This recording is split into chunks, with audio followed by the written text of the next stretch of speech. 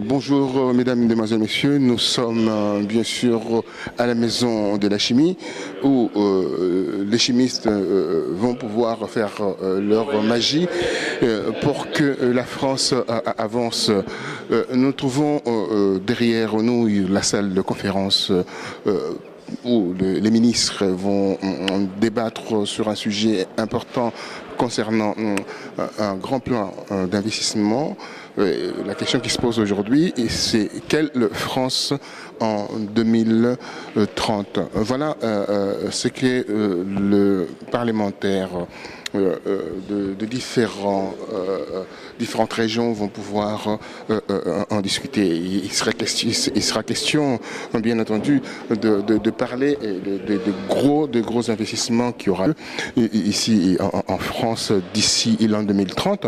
Alors, on évoque bien sûr les priorités sur cette conférence qui est présidée par M. Guillaume Bachelet, qui est le député de la Seine-Maritime, membre de la commission des finances, et Eric Volt, qui vous connaissez très bien, ancien ministre député de l'Oise et membre de la commission de finances. Et voilà, donc il y aura des intervenants qui vont pouvoir parler de cette question essentielle sur la France, la grande France, enfin Paris, la grande Paris, qui, dans 2030, va nous donner un autre visage. Donc il y aura des intervenants comme Olivier Faure, que vous connaissez, député de la Seine-et-Marne, membre de la commission de finances. Il y aura Thierry Franck, qui est commissaire général adjoint, commissariat général de l'investissement. Et il y a Martine Penneville, qui est député de la Charente, secrétaire de la commission des affaires sociales. Il y aura Pierre Prieux, membre de la commission Innovation 2030, président du groupe Alcen. Il y aura René Ricol, ancien commissaire général de l'investissement associé, fondateur du cabinet de Ricol Lastéry. Et il y aura bien entendu Benoît Thuelin, président Conseil national du numérique. Alors, il sera question essentielle de parler de l'évolution numérique. Donc, il y aura deux investissements sectoriels très haut débit, une protection des données personnelles. Vous connaissez l'affaire Soldan, qui est réfugié aujourd'hui en Russie. S'il venait à rentrer aux États-Unis, il y aura d'énormes soucis. Il y aura aussi la protection d'écosystèmes, de services réseaux favorables à l'innovation. Il y aura la transition énergétique, quel investissement pour les secteurs à forte valeur ajoutée. Donc il y aura cette question qui sera abordée. Il y aura la santé. Et les conditions de santé aujourd'hui, des soins aujourd'hui, en France, laissent à désirer. Et bien entendu, on terminera par les grandes infrastructures. Donc le Grand Paris dans 2030. Voilà ce que nous allons assister aujourd'hui devant le parlementaire haut niveau qui vont débattre sur ce cas d'espèce. Merci, à très bientôt. La montée en gamme pour être compétitif, attractif, pour créer des emplois, pour préparer la transition écologique. Ce que nous vivons, c'est un changement de monde. Et donc, il faut agir dans le présent et préparer l'avenir. En pleine remise à plat de la fiscalité, comment c'est un peu compliqué comme ça d'envisager un financement dans 20 ans? Non, parce que l'action publique, elle est globale et il faut penser maintenant les mutations qui vont venir bientôt et qui sont pour une large part déjà engagées.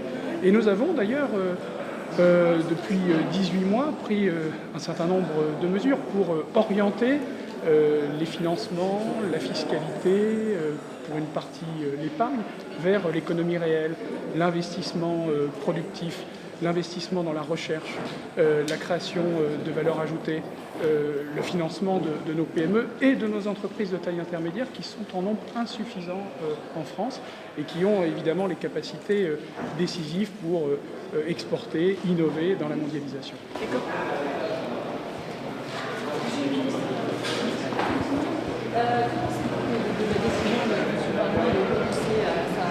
C'est un geste que vous saluez?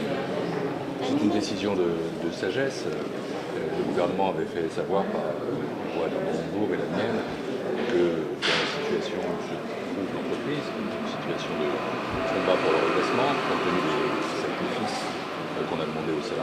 en termes d'emploi, et je les connais, puisque je suis moi-même élu de la région qui est irriguée par l'activité de PSA, celle du centre de production de Sochaux, de Montbéliard, compte tenu aussi du fait que l'État avait accordé un garantie de 7 milliards d'euros pour la banque PSA Finance, qui est celle qui finance le groupe. Dans ce contexte-là, ce qui avait été annoncé en termes de conditions financières de départ et de chacun n'était pas compréhensible, il me paraissait approprié. Et nous avons partagé, et j'ai partagé, il y a une émotion qui s'est exprimée. Philippe Varin a entendu cela, il a compris qu'il fallait évoluer, il a su renoncer. Je pense que c'est un acte de sagesse, je le salue. Arnaud Montebourg propose de légiférer. Vous partagez cette position du ministre du Redressement productif? J'ai toujours dit pour ma part, c'est une décision de gouvernement, qu'il fallait d'abord faire en sorte que la régulation fonctionne. Et la FEP et le MEDEF ont mis en place un comité ad hoc, qui est un comité d'éthique, qui doit dégager des principes et traiter de situations. Et que si la régulation ne fonctionne pas, alors il ne fallait pas exclure de légiférer. Ce qui s'est passé hier ne montre pas que l'autorégulation est la formule parfaite qui marche dans les situations. Nous ne savons rien. Mais ça n'a pas non plus une conclusion. Car le fait, ces décisions de Philippe Varin montrent qu'il a su entendre et écouter, qu'en l'occurrence, il n'était pas compréhensible, il n'était pas compris, il n'était pas possible. Vous savez, une telle retraite de chapeau. Je pense qu'il faut laisser aussi le comité fonctionner. Les bons messages ont été adressés hier. Et ça prouve aussi que le gouvernement, même en l'absence de loi, n'est pas démuni. Il a été entendu. Il a joué son rôle. Ce soir seront publiés les chiffres du chômage. Est-ce que vous estimez que le gouvernement sera en mesure d'atteindre son objectif d'inverser la courbe du chômage d'ici la fin de l'année? C'est ce soir. C'est important d'être ici plutôt qu'à Matignon pour recevoir les parlementaires avec Jean-Marc Ayrault. Alors je viens de Matignon, Oui. j'étais avec Jean-Marc Ayrault, et je retourne à Matignon, où je recevrai les parlementaires avec Jean-Marc Ayrault, mais là il se trouve que je viens remplacer Jean-Marc Ayrault avec l'accord de Jean-Marc Ayrault. D'accord. Et la Le discussion Premier ministre ne peut pas venir à ce colloque qui est important, précisément parce qu'il reçoit, là je le quitte à l'instant, les parlementaires, et donc il m'a demandé de venir le remplacer à cette conférence qu'il estime tout à fait importante. Je le rejoindrai juste après. Comment on pense la France en 2030 quand on n'a pas encore remis à plat la fiscalité? D'abord, c'est le thème de cette conférence. La priorité, c'est la compétitivité et c'est l'investissement. La fiscalité est un thème très important et une remise à plat est maintenant en discussion avec les partenaires sociaux, avec les partenaires politiques, c'est ce que nous faisons. Je pense que c'est une excellente initiative parce que les Français ont besoin de voir quel est le sens de l'impôt, ils ont besoin de trouver de la justice dans l'impôt, ils ont besoin de retrouver de la lisibilité, ils ont besoin aussi de pouvoir y trouver des conditions pour ancrer leurs propres anticipations économiques. Mais tout doit être fait pour l'investissement. La croissance française, elle est en train de redémarrer. La France est sortie de la récession, elle est repartie sur un rythme de croissance de 1% par an. Il lui faut plus, si on veut précisément maintenir le cap de l'inversion de la courbe du chômage dans la durée et faire en sorte que l'emploi reprenne dans notre pays. Et ça passe par l'investissement. Investir, investir, investir. Et comment investissement on finance privé, investissement public, c'est ça qui est en cause. Alors, s'agissant de l'État, il s'agit des investissements d'avenir. Et le Premier ministre a annoncé en juillet un nouveau plan d'investissement d'avenir doté de 12 milliards d'euros. Nous allons en parler. Et s'agissant de l'investissement privé, il faut agir pour la compétitivité des entreprises. Et c'est ce que nous faisons. Quand, par exemple, est mis en place le crédit d'impôt compétitivité emploi, c'est pour que les entreprises puissent investir. Quand est faite la réforme bancaire, c'est pour que les entreprises puissent investir. Quand nous avons créé, Guillaume Bachelet était le rapporteur de ce texte de loi, la Banque publique d'investissement, c'est pour que les entreprises puissent investir. Donc l'investissement est au cœur de notre stratégie économique de redressement, car le redressement, c'est le redressement des finances publiques, mais c'est aussi, et tout autant, le redressement de l'offre productive, de l'appareil productif. L'investissement, c'est un moteur central pour la reprise. C'est celui qui aujourd'hui encore est un peu grippé, et nous faisons tout pour qu'il redémarre, parce que investissement d'aujourd'hui égale création d'emplois. Ça, c'est ce que nous voulons absolument faire. Ça passe aussi par des hausses d'impôts, ces investissements d'avenir. Ça passe par une bonne utilisation de la dépense publique.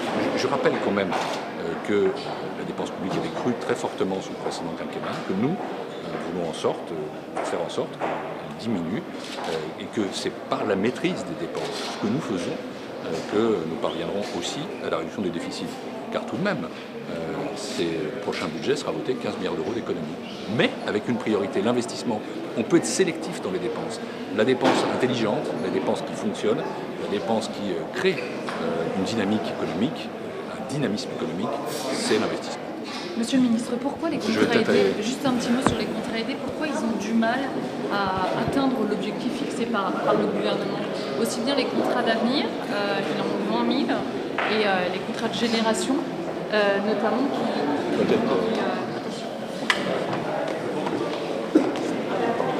Très heureux d'être parmi vous ce matin.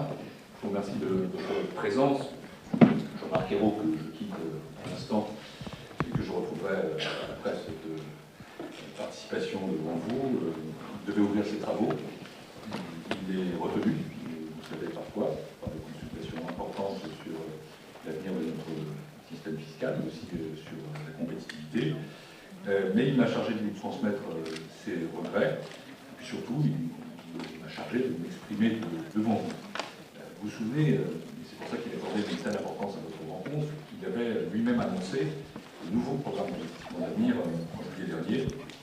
C'est donc avec plaisir qu'il aurait été parmi les deux tables rondes de la journée qui permettront de présenter dans le détail les priorités et les modalités de financement du plan d'investissement. Pour ma part, je présenterai une remarque introductive, forcément brève, pour souligner la vision qui sous-tend ce programme d'investissement d'avenir et aussi pour parler de la manière dont il s'insère dans une politique économique globale, dont il est un clair fer de lance. Il me paraît important de retracer cette cohérence d'ensemble devant les élus qui sont ici, devant les personnalités qui nous accompagnent, devant nous tous, parce que les parlementaires d'abord seront directement associés au déploiement du programme d'investissement d'avenir dans les territoires. Un mot d'abord pour vous présenter le contexte macroéconomique dans lequel nous mettons en œuvre, en place, ce nouveau programme d'investissement d'avenir et un mot sur la manière dont il s'insère dans une politique. Ce plan, il est né d'un constat auquel nous refusons de nous résoudre. L'investissement est le moteur de croissance le plus nécessaire et c'est aussi celui qui aujourd'hui est le plus à la peine, il faut en convenir. Or, sans raffermissement de l'investissement, disons-le de la manière la plus nette, il n'y a pas de croissance forte et pérenne. Et c'est aussi indispensable à la création d'emplois. Évidemment, quand je regarde les chiffres globalement, je constate que l'investissement a mieux tenu plutôt depuis un an en France que dans l'ensemble de la zone euro. Mais en même temps, je constate que nous n'avons pas encore retrouvé une dynamique d'investissement suffisante. Et j'ajoute que relance de l'activité et investissement, ça va de pair, et c'est pour ça que nous devons y apporter la plus grande attention. C'est pour ça aussi que cette rencontre d'aujourd'hui est plus que pertinente. Je vais vous donner un exemple, la seule. Il y a 10 jours, j'étais au centre Ardèche, au Pouzin, exactement, dans la circonscription d'un parlementaire que vous connaissez bien, qui s'appelle Pascal Terrasse. Et j'ai visité une usine en construction qui s'appelle Alto, et qui fait des chips, et qui a choisi l'Ardèche pour ouvrir un nouveau site de production, avec un investissement très important pour cette entreprise, qui est bretonne, de 23 millions d'euros, notamment matériel productif, ce qui va lui permettre de créer très rapidement 60 emplois en CDI, et d'ici 2016, une grosse centaine. Et cet investissement dans une nouvelle ligne de production va venir irriguer tout ce bassin d'emploi, avec un effet d'entraînement majeur pour le monde agricole local, qui sera sollicité pour l'approvisionnement en pommes de terre primeurs. Pourquoi est-ce que je prends cet exemple? Il y en a tant dans les déplacements que je suis amené à faire, comme l'ensemble des membres du gouvernement, parce qu'il montre à l'évidence à quel point, pour finir, au nouveau plan, au nouveau programme d'investissement d'avenir de 12 milliards d'euros, qui est la tête de proue, la tête de pont, figure de proue, plan d'investissement, qui est une incarnation forte de notre volonté de soutenir la croissance à travers l'investissement et l'emploi. Je voudrais d'abord souligner un point qui me paraît essentiel. Le PIA, formé comme ça, c'est d'avoir un outil puissant pour favoriser, pour préparer la France de demain. Je sais que vous travaillez sur la France à 2030. C'est bien ça. Dans le gouvernement, nous avons été plus modestes, nous avons fait un exercice de prospective qui s'appelle France 2025, mené à la rentrée. J'ai vu qu'il avait suscité quelques remarques pas toujours bienveillantes. Je pense que ça représente, ces remarques, une conception ou une incompréhension assez fondamentale sur le rôle du politique aujourd'hui. Le politique, ce n'est pas le gestionnaire de l'urgence, ou plutôt ce n'est pas que le gestionnaire de l'urgence. Le politique est porteur d'une vision de long terme. Et penser à 2025, ce n'est pas se dérober à aujourd'hui. C'est aujourd'hui que se prépare 2025. Mais à l'inverse, si ce que nous faisons aujourd'hui n'a pas une perspective de long terme, alors ça n'a pas grand sens. Ça ne porte pas de transformation profonde de notre économie et de notre société. Le politique n'est pas la simple vigie avancée des changements à venir. Son rôle, c'est de piloter les changements. Quand on est ministre, on sait que c'est le politique qui dirige. L'administration est là, elle sert, et elle sert bien, elle sert vraiment, mais c'est le politique qui doit diriger. Jean-Marc Ayrault l'avait dit avec justesse en juillet lorsqu'il avait présenté le plan d'investissement, la France ne subit pas les événements. Elle a un destin, et pour ce faire, elle a une politique. Et le grand plan d'investissement, c'est d'abord ça. C'est l'incarnation d'une volonté politique déterminée de façonner l'avenir du pays selon l'idée que nous en faisons. Et cette construction, elle s'inscrit dans le long terme. Et c'est la grandeur du politique. C'est l'honneur du politique d'être capable de projeter une vision d'avenir de son pays sur 10 ou 15 ans. Vous ferez comme vous voulez. Arrêtez à 10, mais vous voulez plus, d'accord. L'enjeu du programme d'investissement, dans ce contexte, c'est de mettre la France en position de force pour l'avenir, un levier majeur pour la croissance potentielle du pays. Et cet enjeu, il est reflété dans les priorités que nous avons établies. Face aux évolutions du monde, un pays doit avoir le courage de faire des choix qui engagent le futur de son économie et de sa société. Et depuis longtemps, déjà, il n'y avait plus de construction commune de ces grands choix d'avenir. Nous les avons faits. Alors je les résume. D'abord, 3,65 milliards d'euros du programme auront pour destination la recherche et les universités. J'évoquais tout à l'heure l'Allemagne, l'effort qu'elle avait fait en la matière. On sait que tous les grands pays qui réussissent sont des pays qui ont investi dans la recherche et dans l'université. Et il faut rester à bord du train de l'économie de la connaissance, et pour cela, il faut investir dans le capital humain. C'est le premier investissement d'avenir. 2,3 milliards d'euros sont alloués à la transition énergétique, à la rénovation thermique, à l'émergence des villes de demain. L'idée, c'est de préparer nos structures économiques à la rareté énergétique et de les aider à maîtriser leur coût futur dans ce domaine. C'est notamment, je prends l'exemple, l'idée qui est derrière l'installation du compteur Linky, dont le déploiement a été annoncé en juillet dernier, qui va aider les utilisateurs à maîtriser leur consommation d'électricité, qui permettra le développement de nouveaux services, comme le pilotage électrique automatique des appareils électriques du foyer. Et le PIA, si je prends cet exemple-là, c'est parce que c'est ça. Le PIA, c'est pas quelque chose de vague, c'est pas une superstructure. Ce sont des projets concrets qui impactent le quotidien des Français et qui transforment aussi les modes de vie. 1,7 milliard d'euros sera par ailleurs dirigé vers l'innovation dans l'industrie. Ça permettra de renforcer l'efficacité des autres dispositifs d'appui à l'innovation, qu'il s'agisse de l'extension du crédit impôt recherche, ou plus récemment, du statut des jeunes entreprises innovantes que nous avons renforcé, simplifié. La France, c'est un grand pays d'innovation, d'invention, de recherche. Je le constate toutes les semaines. J'étais début novembre avec Fleur Pellerin, justement, chez Prêt d'Union. Prêt d'Union, c'est une entreprise de financement participatif jeune, ultra innovante, qui vient de réussir une des plus grosses augmentations de capital de l'année dans le secteur Internet pour 10 millions d'euros. Il faut être fier de ces réussites.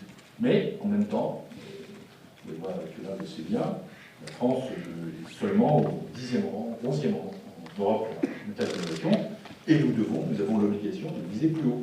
D'où le plan d'investissement d'avenir centré sur cet aspect fondamental. Je souligne enfin que le PIA permettra de soutenir l'excellence technologique dans les industries aéronautiques et spatiales, ainsi que dans la défense, pour 1,3 milliard d'euros et 1,5 milliard d'euros respectivement. Ces deux secteurs sont des secteurs porteurs de technologies de pointe. Ce sont des domaines d'excellence avérée de l'industrie française tout en étant fortement exportateur. J'ai toujours parlé de ce séjour en Chine, je reviens. Évidemment, nous avons une coopération dans le secteur aéronautique avec la Chine, à laquelle ce pays tient essentiellement, qu'il veut renforcer, qu'il veut renouveler, nous aussi, et c'est notre intérêt commun. Et c'est aussi très important pour les territoires.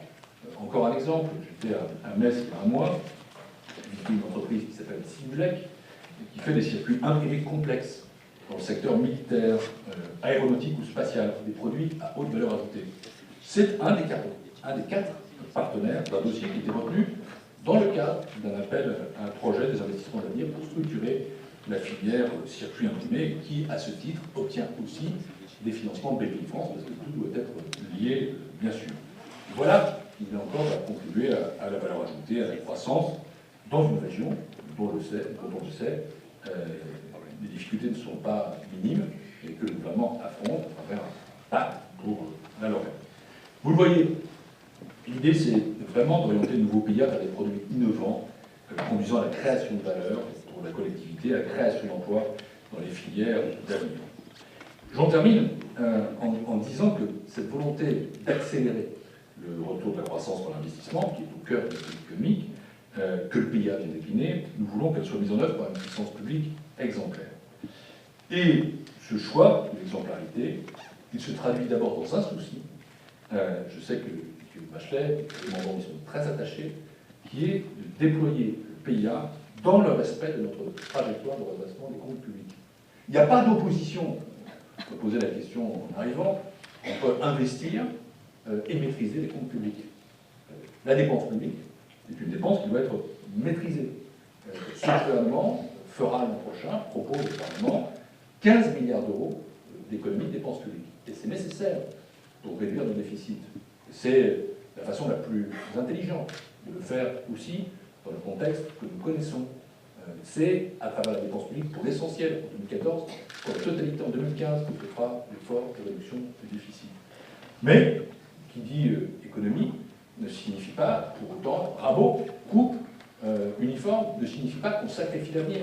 Au contraire, les dépenses d'avenir, notamment les dépenses d'investissement, elles, doivent être préservées. Nous avons choisi de limiter au maximum l'impact du PIA sur les finances publiques grâce à des modes de financement vertueux. Des prêts, des avances remboursables, des dotations non consommables, largement privilégiées à la technique classique, mais coûteuse, des subventions. Au final, l'impact du PIA ne devrait être que de 4,7 milliards d'euros entre 2014 et 2017 sur la dette en moyenne et de 3,8 milliards d'euros sur le déficit. Et donc, nous avons fait un choix responsable, que j'ai eu l'occasion d'exposer longuement devant la Commission des finances de l'Assemblée nationale et aussi au Sénat, en soulignant l'absolue compatibilité de la maîtrise des dépenses et de la réduction des déficits avec une politique d'investissement extrêmement ambitieuse.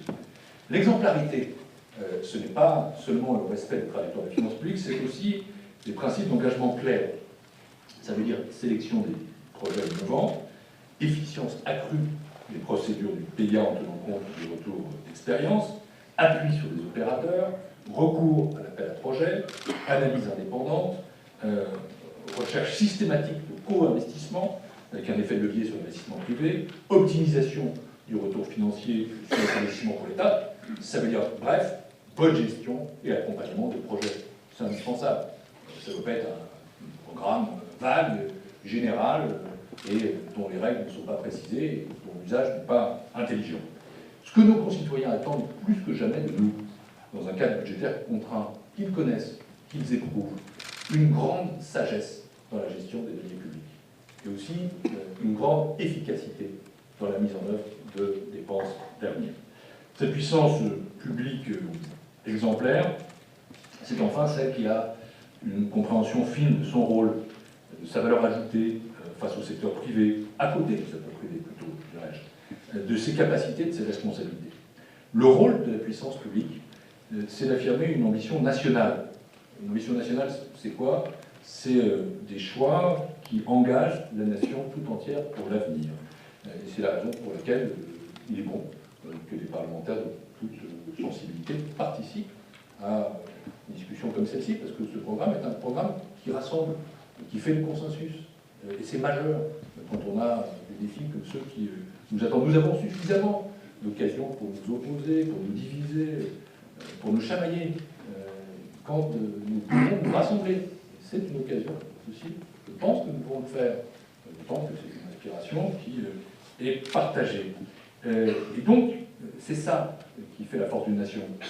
Tous les pays qui réussissent, j'évoquais ce modèle très différent, l'Allemagne et la Chine, on pourrait aussi parler d'Italie, ce sont ceux qui ont un rêve partagé, qui ont un modèle partagé, qui ont une ambition partagée, qui savent où ils vont. Et la France ne doit pas échapper à ça si elle veut réussir. Le rôle de la puissance publique, c'est aussi de prendre le risque du changement. C'est enfin de reconnaître qu'elle doit, c'est son rôle, fédérer autour de ses choix, de ses risques, de cette volonté de façonner l'avenir. Et l'investissement, dont vous avez parlé toute cette journée, n'est pas une ligne droite, tracée la main sur la puissance publique. L'investissement, c'est le fait d'acteurs individuels, multiples, foisonnants. Ce n'est pas une affaire d'ordonnance, ce n'est pas une affaire d'édit, c'est une affaire de coopération, de confiance, de consensus, je répète ce mot ce matin, d'initiative publique, privée, au sein d'une vision partagée. Que doit faire la puissance publique dans ce cadre-là? Et c'est le sens de ce programme. Il lui revient de déterminer les grandes priorités, il lui revient de créer un environnement favorable aux investissements, il lui revient de déterminer la capacité de les inspirer, il lui revient de tenir le cap du temps long, il lui revient de rassembler autour d'ambitions et d'objectifs communs, et ensuite, ce sont les acteurs privés qui ont la charge de la réalisation effective de l'investissement le plus souvent. Redresser l'investissement en France, et j'en termine par là, c'était le sens du message que je voulais vous faire passer, également le Premier ministre et également propre. Redresser l'investissement en France, c'est une cause nationale pour laquelle nous aurons à unir nos forces. C'est la condition pour réussir. C'est la tâche du gouvernement, c'est la vocation du gouvernement, c'est la volonté du gouvernement, c'est aussi une tâche qui est essentielle pour les parlementaires qui ont choisi d'organiser cet événement. C'est une mission qui doit rassembler les acteurs publics et les acteurs privés. C'est une mission qui doit mobiliser la nation tout entière. C'est la raison pour laquelle votre journée aujourd'hui est aussi pertinente, pour laquelle j'ai été finalement heureux d'avoir cette occasion de m'exprimer devant vous, en lieu et place du Premier ministre qui aurait aimé le faire, qui vous transmet. Toutes ces invitations sont extrêmement fraîches, puisque je le quitte, et avec votre permission, je vais immédiatement aller le retrouver pour discuter avec les groupes parlementaires, les responsables parlementaires, tous les groupes parlementaires, tous les responsables parlementaires, de l'adaptation de notre fiscalité, adaptation de la fiscalité que pour ma part, et c'est le cas de l'ensemble des membres du gouvernement, je ne vois en rien comme une opposition à la compétitivité, mais au contraire, comme la